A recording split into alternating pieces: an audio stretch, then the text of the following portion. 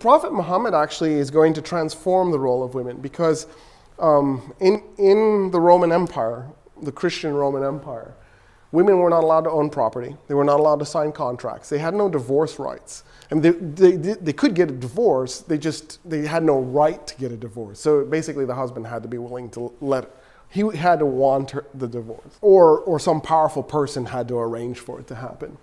What Muhammad comes along and he says, look, I'm going to give women the right to divorce. It's easier for men to do it. He just has to say, I divorce you 3 times. The woman has to have a reason. But the reasons were extremely varied. For example, you're not producing a baby. So he's sterile or she's sterile. We don't know, but we know somebody's sterile. That was grounds for a divorce. Incompatibility of personality. So you could just say, I don't like the guy. That was grounds for a divorce. He won't have sex with me enough was grounds for a divorce.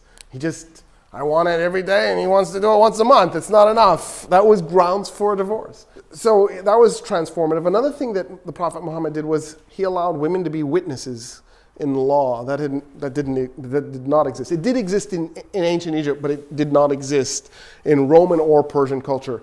I didn't go into the details on this, but the Assyrians, the Persians, the Romans, the Greeks, they were all vicious towards women. They really just did not allow women to have rights.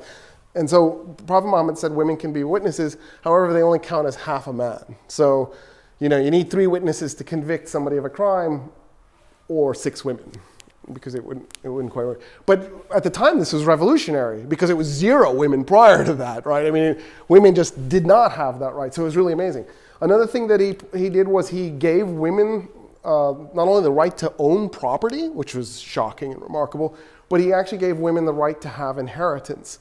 Now, what was supposed to happen was 2 shares went to a boy and then 1 share for a girl. So if there was, if it was a boy and a girl in a family, when the father died, the boy would get 2/3 and the girl would get 1/3. But if there were